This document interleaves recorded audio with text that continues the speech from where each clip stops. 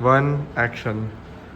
आज हम हैं आईआईटी मद्रास में। हम यहाँ पे आए हैं फिल्ट्रेशन जानने के लिए स्नो सैंपल से। हमारे सामने है doctor Chandel, very well known scientist, बहुत एक्सपीरियंस है इस काम में। उनके साथ है साकिब, जो खुद कश्मीर रीजन से है और इन्हें भी काफ़ी एक्सपीरियंस है स्नो सैम्पलिंग के बारे में। यहाँ पे हमारे स्टूडेंट्स रवि मौर्य और डॉक्टर आदित्य और मैं खुद पार्थ कैमरामैन और डॉक्टर आदित्य। हाँ डॉक्टर आदित्य ठीक है। हाँ वो सर। एडिटर है यार वो एडिटर। अरे रोल कर रहा है भाई कैमरा। देखो बहुत सीरियस होकर बताता हूँ। तो ठीक है, आपने जैसे अब आपको बहुत आपकी भाषा में समझाया जाएगा। आपने पहले लोकेशन पे पहुंच जाना है और आपने घबराना नहीं है, ठीक है ना? आपने घबराना नहीं है। सबसे पहले लोकेशन पे पहुंचने के बाद सबसे पहला काम आपको अपना जीपीएस कोऑर्डिनेट्स, आपके पास एक डायरी होनी चाहिए। आप उस डायरी में उस जगह का लोकेशन मतलब लैटरल ऑन और एलिवेशन लिखेंगे। फिर दूसरा पॉइंट है उस जगह को क्या कोड नेम आप देंगे आप अपने हिसाब से। जैसे कि मैं जब जाता था, हम जब जाते थे तो वहाँ पे हम लिखते, अगर हम 12 लाचा गए तो हम उसको एक कोड नेम देते थे 12 लाचा BL1, क्योंकि हम पहली बार 12 लाचा गए थे तो BL1 हमारा कोड होता था। आप डेट के हिसाब से दे सकते हैं BL26 जून, मतलब अपने हिसाब से आप एक कोड दीजिए, तो बाद में हम चेंज करा सकते हैं। पर आपको वो आपके लिए है, एक कोड आपको होना चाहिए। आप पानी कर जा रहे हैं तो पी के दे सकते हैं। आप वहाँ पहुँच गए, आपने वो नोट कर दिया। उसके बाद आपको ग्लव्स पहनने, पहला काम आपको ग्लव्स पहनने। ग्लव्स पहनने के बाद इसमें देखिए 2 टेक्निक्स फॉलो होती है, क्लीन हैंड और डर्टी हैंड। इसका मतलब एक आदमी का हाथ साफ सुथरा होगा जो स्नो से डील करेगा, दूसरा आदमी का हाथ गंदा होगा। गंदा इन द सेंस गंदा नहीं होगा, पर उससे हम बाकी काम कराएंगे, ठीक है? दोनों लोग को ग्लव्स पहनने, मिनिमम 2 लोग चाहिए ही चाहिए। मिनिमम 2 लोग चाहिए, उसके बिना पॉसिबल नहीं है, ठीक है?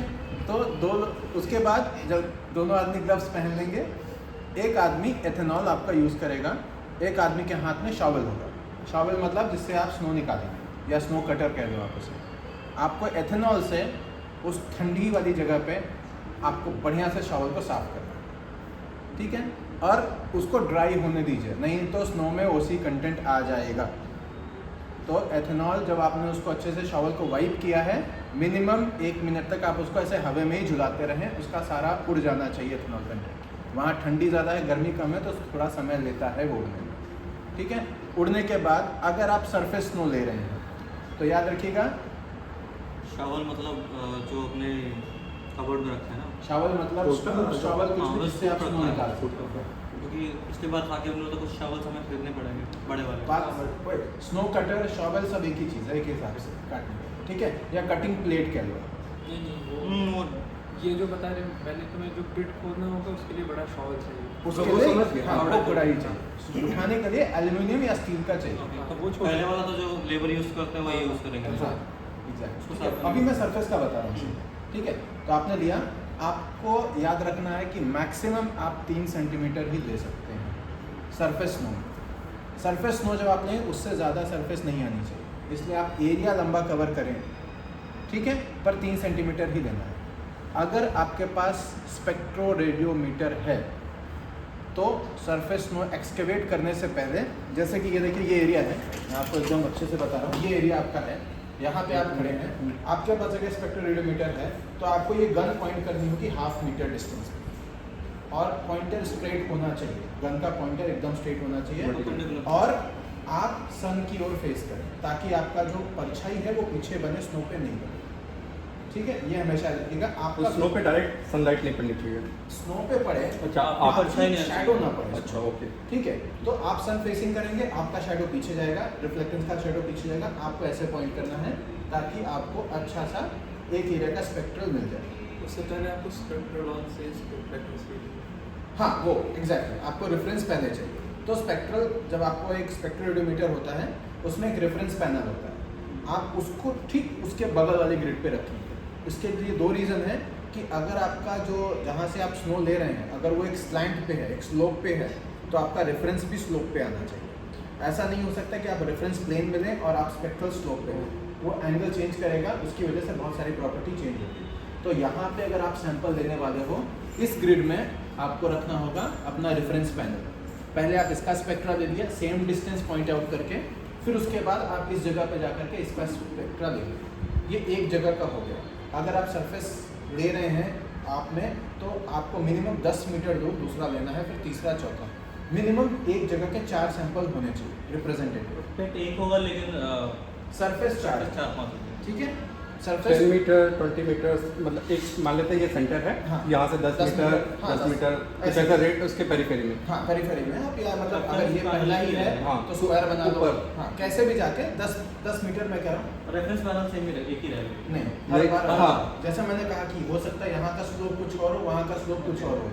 अगर स्लोप चेंज नहीं हो रहा है, आपको दिख रहा है कि सब एक प्लेन पे है तो दिक्कत नहीं है, पर अगर स्लोप चेंज हो रहा है तो आपको दोबारा रेफरेंस लेना पड़ेगा। वो आपके पर्सनल जजमेंट पे है, ठीक है। क्योंकि अगर पहाड़ वाकई में देखो एक जगह आप ऐसे ले रहे हो स्लोप ज़्यादा है, आप देखो दूसरे का प्लान है तो ही लो, उसका चेंजेस होगा, ठीक है। नहीं तो आप एक ही जगह से लोगे। आप ये ले लिया तो आपको आसानी के लिए आप यहाँ पे उस ग्रिड में 1 मार्क कर दो। आपकी पहली लोकेशन ये थी क्योंकि स्पेक्ट्रोरेडियोमीटर में जो स्पेक्ट्रल सिग्नेचर सेव होता है वो कोड से आएगा 0000001। उसका पहला जो स्पेक्ट्रा आता है 4 बार 0, उसका कोड यही है। सेकंड स्पेक्ट्रा जो आप लेंगे उसमें आता है 3 बार 0 और 1, मतलब उनकी कोडिंग ऐसे स्टार्ट होगी 0001, फिर 0002, 0003 ऐसे आएगा। पर पहला रेफरेंस पैनल का कोड 4 टाइम्स 0 होता है, ठीक है। मतलब पहला सैंपल लोगे इसमें 4 बार 0 है, तो ये ले लिया। अगर आपको लग रहा है आपको बाकी सैंपल्स पास में मिल पाएंगे तो दूसरा तीसरा चौथा पहले सारा रेफरेंस ले लो, सारा रिफ्लेक्टेंस ले लो और सब जगह मार्क कर लो, पहला दूसरा तीसरा चौथा।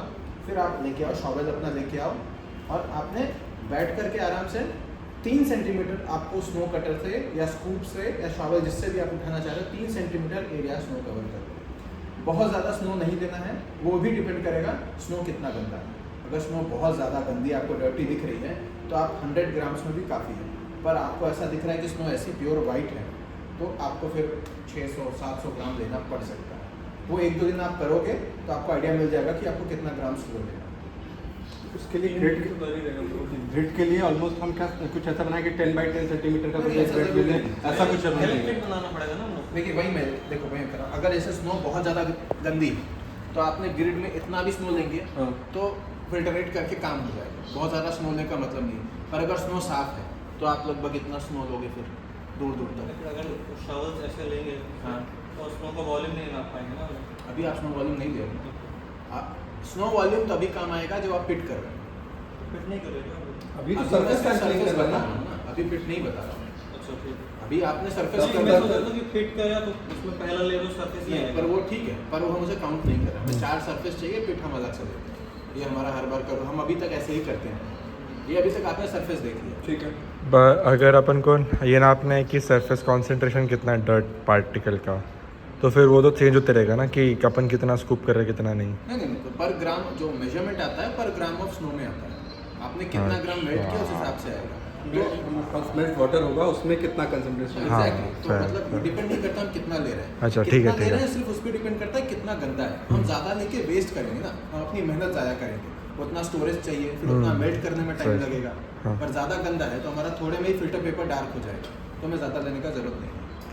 आई गेस इतना क्लियर है। याद रखिएगा 3 से हद 4 जाना, उससे ज़्यादा नहीं जाना। आइडिया थी 3 है, उससे ज़्यादा डीप गए ना तो सेकंड लेयर बन जाती है। उस जब हम पिट करते हैं तो पहली लेयर 3 सेंटीमीटर की होती है, इसलिए इसको 3 रखा गया।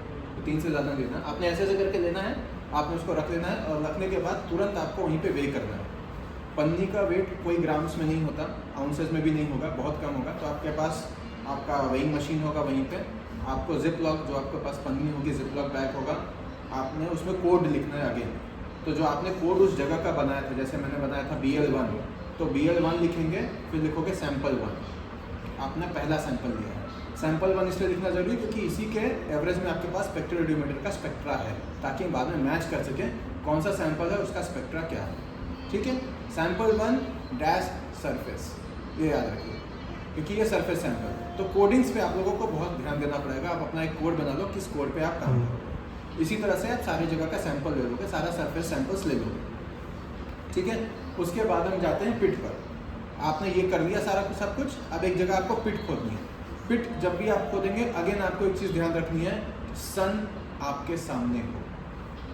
ठीक है, कोशिश करिएगा ऐसी लोकेशन चुने जो सन आपके सामने हो। ताकि सैंपल लेते समय उस पर शेडो ना पड़े, ठीक है, या सन का डायरेक्ट इफेक्ट ना पड़े, ठीक है। क्योंकि अगर देखो सन इधर है, आपने पिट ऐसे खोद दिया, वो मेल्ट नहीं होगा जल्दी, अगले दिन आपको उसी पिट में काम करना है। अगर सन पीछे से है, आपने पिट खोदा, सन का डायरेक्ट इफेक्ट जाएगा, पिट बहुत जल्दी मेल्ट करेगा, और वो मेल्ट तो उसके ऊपर डिपोजिशन की वजह से नहीं होगा, वो सन के रेडिएशन की वजह से होगा, तो ऑब्जेक्टिव गड़बड़ हो जाएगा। नहीं, एक मिनट, ये सब मेरा फ्रंट वाला मालूम मॉर्निंग में कर रहा हूँ, इवनिंग तो उसमें आ ही जाएगा। इंटेंसिटी उतनी नहीं रह जाएगी, इवनिंग तक में सन की इंटेंसिटी उतनी कम हो जाती है, फिर भी आप मेजर टाइम बचा रहे हैं। आप जब 12 बजे से धूप, देखो एक तो होता है जब सन आ रहा है, ठीक है, उस समय उसकी इंटेंसिटी बहुत ज़्यादा होती है सुबह, एरोसॉल कंसंट्रेशन कम सबसे होता ये है। रहेगा ना कि like I am facing not only east west, east से होगा तो उसको तो लगा ही नहीं। ऐसा आपको स्लोप ही नहीं मिलेगा ना सन पर। अभी आप जिस माउंटेन्स पे जा रहे हो, आपको सदर्न और नॉर्दर्न फेसिंग स्लोप ही है ऑलरेडी, तो आप ईस्ट और वेस्ट में स्लोप करके खट नहीं पाओगे। आप समझ गए? वो आप लोग लोकेशन पे खुद ही डिसाइड कर दोगे, ठीक है। आप पूरा गड्ढा खोल डिपेंड ये भी करता है ना, स्लोप जो सरफेस स्लोप है वो कैसा है, अगर वो नहीं है एग्जैक्टली, ठीक है। आप इस तरह से करना है। अब क्लीन हैंड डर्टी हैंड्स का काम वही है। क्लीन हैंड्स का काम क्या है? स्नो को हैंडल करना। डर्टी हैंड्स का काम क्या है? सारा चीज़ें नोट करना। जैसे कि क्लीन हैंड्स का काम है स्नो को हैंडल करना, डर्टी हैंड्स का काम है चीज़ें नोट करना। आप ऐसे स्नो पकड़ सकते हो हाथ से, आपने शॉवल उठाया है, आपके हाथ भी साफ है, जिसके पास डर्टी हैंड है वो नोट करेगा, कॉपी पेन में लिखेंगे कि आप इस जगह पे इस कोड पे वेट कितना आया, आपके स्नो का सैंपल कोड आपने क्या दिया है, जगह का कोड लिखोगे, आपने जिप लॉक बैग्स में क्या कोड दिया है वो लिखोगे, और स्नो का वेट कितना है वो लिखोगे। उसके ऊपर सबसे पहले डेट लिखोगे, कहाँ पे कर रहे हो, किस दिन कर रहे हो, ये आपका हो गया गड्ढा। फिर गड्ढा खोदने के लिए तो बहुत मेहनत लगेगी, दोनों आदमी को एक साथ काम करना पड़ेगा। आप एक पर्टिकुलर गड्ढा खोदेंगे ज़मीन तक इसलिए खोदने को करना ताकि आप काम अच्छे से कर पाएँ। एक बार खोदेंगे क्योंकि उसी पिट में आपको डेली काम करना है। वहाँ पर नहीं खोद पाएंगे, एक्यूमुलेशन जोन में या एक्यूमुलेशन जोन में आ रहा वहाँ पर बस काम करने के लिए जा रहे हैं। तो काम करने के लिए एटलीस्ट फिर आपको फिर भी मान के चलिए 2 फीट तो खोदना हो, 2 फीट तो आप 10 मिनट में खोद दो एटलीस्ट। इसके लिए बड़ा सवाल चाहिए, ठीक है। हाँ, एक शॉवल आप हाँ, बनेंगे हाँ, होंगे, इसमें वो ऑर्गेनिक जो आता ही है ये सीमेंट मोहनक वालों के पास नहीं रहते बड़े से, उस टाइप का कुछ शॉवल से आप 2 फीट खोदेंगे। ये चीज़ याद रखना है कि आप जब गड्ढा खोद रहे हैं तो आपके सामने वाला स्नो डिस्टर्ब नहीं होना चाहिए, क्योंकि आप जैसे ये गड्ढा यहाँ से आप खोदना स्टार्ट किए हो, जैसे ये स्लोप है, इस स्लोप पे इस स्लोप के रेफरेंस में बताओ। हाँ, अगर ये स्लोप ऐसे है, स्लैंट आ रहा है, सन इधर से सन किधर से गिरा है आप जज हाँ, करोगे। हाँ, आपने ऐसा गड्ढा खोदा, आपको जो गड्ढा खोद के स्नो फेंकना है अपने पीछे फेंकना, ओके, ये सामने नहीं फेंकना है। क्यों? नेक्स्ट डे अगर आप जा रहे हैं तो हमें यही फेस चाहिए। हल्का सा काट करके आप आगे जाओ, तो ये एरिया अनडिस्टर्ब, चलना भी नहीं है, मतलब पूरा वो एरिया नहीं क्लियर रखो, आपको वही चाहिए। आपने गड्ढा खोद लिया, उसके बाद पूरा जितना आप जा सकते हो 2 फीट 3 फीट आप अपनी सहूलियत के हिसाब से, आपको लगे कि काम नहीं हो पा रहा है, हम ज़मीन तक खोदते हैं तो खोद दो, ठीक है। पर जो आपको सैंपल लेना है वो हमने पिछली बार पूरा ज़मीन तक लिया, पर हमने भी देखा उसको कोई खास काम नहीं है। टॉप 20 सेंटीमीटर अगर स्नो डेप्थ चाहिए तो उसके लिए, तो डेप्थ के लिए हम स्टिक से वो जो आते हैं स्नो गेजिंग गेजेस, वहाँ पर वो नहीं करते। एक्यूमुलेशन जोन में जो वो नहीं चाहिए। सीजन स्नो रहता है तो वो आपको मतलब हमारा कितना रेजोल्यूशन है डे 1 से लेकर डे 20 सेंटीमीटर लास्ट में रहा आपको डे 1 मीटर 2 मीटर मतलब हमारे पास रेवोल्यूशन ओके। हम टाइम एवोल्यूशन देख रहे थे कि ऐसे कैसे जोन में वो नहीं घट रहा है। वहाँ पर आपको डेप्थ चाहिए, जो भी आप करो स्टेज से वही होगा 5 वर्ष। ठीक है, पर वो आप लोग समझ लो, अगर आप जा सको, क्योंकि मुझे नहीं पता स्नो डेप्थ कितनी नीचे होगी, नीचे आइस है या पत्थर है नहीं पता। हाँ ऐसी है, हाँ आइस है तो फिर स्नो डेप्थ आपको नहीं मिल पा रहा, मतलब आइस तो आइस है, मतलब आपको आइस है, आइस के ऊपर फर्न है कुछ लेयर, उसके ऊपर फिर स्नो क्या है फर्न मतलब मास मतलब आइस से नहीं, आइस से थोड़ा डेंस, आइस से थोड़ा डेंस material। स्नो बहुत ही ज़्यादा लाइट वेट है, फिर उसके बाद लास्ट ईयर जैसे जो स्नो होगी वो कॉम्पैक्ट होगी, वो